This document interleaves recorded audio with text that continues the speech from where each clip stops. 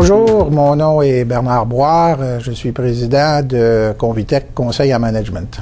Aujourd'hui, j'aimerais vous parler d'une activité qui se place en amont des projets accessibles à la mesure d'appui à la productivité. Et c'est le sujet du focus ou de l'orientation stratégique. La plupart des entreprises aujourd'hui font face à des environnements d'affaires extrêmement turbulents. Et par turbulent, j'entends tant l'ampleur que la rapidité des changements auxquels une entreprise doit faire face. Qu'est-ce qu'une entreprise peut faire dans un tel environnement d'affaires? Comment répondre à ces défis? Bien, il y a évidemment quelques choix. Le premier, c'est de tenter de s'y opposer. C'est peut-être là une stratégie qui est plus à la portée des très grandes entreprises. L'entreprise peut aussi décider d'abandonner un secteur ou une ligne de produits, de redéployer ses actifs et ses capacités ailleurs.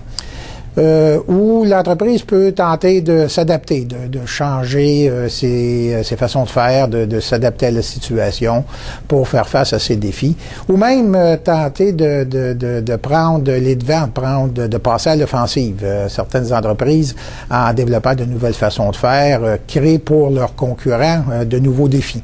Malheureusement, trop d'entreprises, surtout parmi les PME, choisissent trop souvent d'être passifs, d'attendre, de se dire que les choses vont passer, vont revenir à la normale, comme avant. Ça me rappelle parfois certaines des entreprises, par exemple, dans le domaine des technologies de l'information, au cours des années 90, celles qui étaient spécialisées dans le développement de grands systèmes de gestion sur mesure pour les entreprises, qui n'ont pas su reconnaître la tendance lourde d'évolution vers les grands logiciels intégrés de gestion tels les SAP et qui se disaient, bon, c'est une mode, ça va passer, ça va revenir comme avant. Alors, quel est le danger d'une telle attitude? C'est que trop souvent, ça amène les entreprises à commettre 5 erreurs qui parfois peuvent être fatales pour elles. La première, c'est celle que je viens de mentionner, celle d'une mauvaise lecture de son environnement d'affaires, d'une mauvaise compréhension des conséquences que ces tendances lourdes peuvent avoir et de l'impact qu'elles auront sur l'entreprise. Une autre conséquence souvent fatale, c'est celle de l'éparpillement. De courir après toutes et chacune des opportunités qui se présentent à nous, ce qui rend assez difficile à ce moment-là de créer de véritables avantages concurrentiels ou, si on en a, trop souvent des avantages non durables. Par exemple, pour bien des PME, le seul avantage qu'ils ont sur leurs concurrents, c'est celui de la proximité de quelques clients clés. En bout de ligne, tout ça résulte souvent dans un manque de clarté sur les intentions stratégiques de l'entreprise, sur les véritables objectifs importants qu'elle se doit de réaliser pour survivre. À tout cela, il y a une solution assez simple, c'est celle de prendre le temps de se définir une orientation stratégique claire. Une orientation stratégique, c'est quoi? Ben, au départ, c'est le quoi et le qui. Qu'est-ce qu'on veut offrir comme produit ou comme service et à qui? C'est exprimé d'une autre façon, le bon vieux modèle, si on veut, du portefeuille produit-marché. Il est important ici de souligner que cette réflexion doit se faire en mode totalement empathique, c'est-à-dire c'est pas tant de se questionner sur ce qu'on peut offrir et à qui on peut l'offrir, mais quels sont véritablement les besoins qu'on satisfait, quelle clientèle veut-on viser et quels besoins peut-on satisfaire chez eux. Et plus important que ces deux questions, c'est celle du comment. Comment allons-nous offrir ces 10 produits à ces 10 clients? En d'autres mots, quelle est notre proposition de valeur? Une proposition de valeur, c'est important. Pourquoi? Parce que c'est ce qui définit comment nous allons nous différencier. Trop souvent, quand on discute avec des clients, cette différenciation-là n'est pas claire. Si on offre les mêmes produits que nos concurrents, à peu près les mêmes prix que nos concurrents, à peu près aux mêmes conditions de livraison et de fiabilité, de qualité que nos concurrents, pourquoi est-ce que des clients nous donneraient-ils leur business plutôt qu'à quelqu'un d'autre? Donc, c'est là d'où l'importance de bien identifier ces éléments-là. Se différencier essentiellement, génériquement, il y a 3 façons de le faire. Ça peut être soit par une efficience meilleure, résultant en des coûts et donc des prix plus faibles pour nos clients. Ça peut être par le biais de l'innovation, en développant des produits ou des services avec des caractéristiques différentes, plus attrayantes pour nos clients.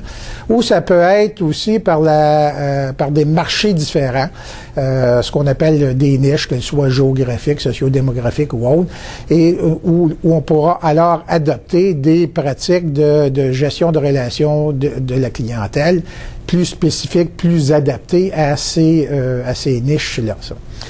Comment faire cette différenciation-là? Il y a différentes façons de le faire. L'important, c'est de ne pas le faire comme tout le monde. Dans certains cas, de faire même exactement le contraire de tous les autres, par exemple. Ça peut être en mettant l'accent sur des concepts, des produits nouveaux, en mettant au point des façons de faire différentes. Ça peut être en remettant en cause les hypothèses traditionnelles dans nos marchés, ou même par de l'innovation extrême, carrément en précédant le client. Dans les 2 derniers cas, on se rappelle le cas classique du Cirque du Soleil. Il est bien évident qu'à l'époque, à ses origines, si le Cirque du Soleil s'était payé une étude de marché, c'est bien certain que les résultats de cette étude-là n'auraient pas été, ce que les gens veulent vraiment avoir, c'est un cirque où il n'y a pas d'animaux, pas de grandes vedettes internationales, puis où il y a un thème différent à chaque spectacle. Donc, le cirque a inventé une façon de faire complètement différente ici et en remettant en cause des hypothèses traditionnelles et en précédant la clientèle. À cet égard, je vous réfère aux autres modules vidéo développés par Zins Beauchesne sur le développement de produits, où vous pourrez vous familiariser plus en détail avec d'autres aspects de cette dynamique. Différenciation, se différencier, oui, mais pas n'importe comment. Il ne s'agit pas juste d'être différent des autres pour que ça fonctionne. Il faut avoir une différenciation qui crée de la valeur pour nos clients. Qui crée de la valeur comment? Soit en baissant leur coût total d'utilisation de nos produits ou de nos services. Non seulement parce qu'ils sont moins chers à l'achat, mais parce qu'ils sont plus fiables, ont besoin d'être entretenus moins souvent, durent plus longtemps, sont plus faciles à utiliser, etc. Ça peut être aussi parce que les produits ou les services qu'on offre permettent au client d'augmenter sa propre performance auprès de sa propre clientèle, ou ça peut être en augmentant tout simplement sa satisfaction intangible. Il est à noter que cette valeur supérieure peut être due à la forme, au moment ou à l'endroit où vous offrez votre produit ou service. Plus proche, plus fréquemment, plus facilement, etc. Mais ça peut être dû aussi à la possession, dans le sens où vous en facilitez l'accès, soit par des conditions commerciales ou de crédit. Pensons à l'automobile, par exemple. Si les entreprises automobiles ne finançaient pas l'achat de l'automobile, il est clair qu'ils en vendraient beaucoup moins.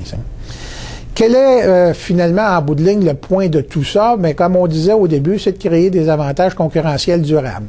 Avantages qui se résulteront du fait que vous avez une clientèle captive, donc à qui vous pouvez charger des prix plus intéressants parce que c'est compliqué ou dispendieux pour eux d'aller ailleurs, soit des économies d'échelle que vous aurez développées par des procédés, une efficience, une gestion plus efficiente, effectivement, ou par le fait que vous avez développé des technologies de produits ou de procédés qui vous sont propriétaires.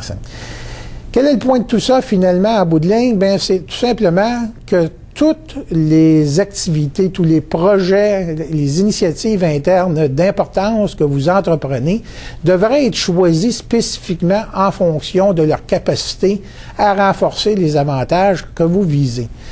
Et donc, toute initiative, tout projet, y compris ceux que vous soumettrez à la mesure d'appui à la productivité, devrait être choisi en fonction de leur contribution à ces avantages, à cette orientation stratégique que vous aurez développée.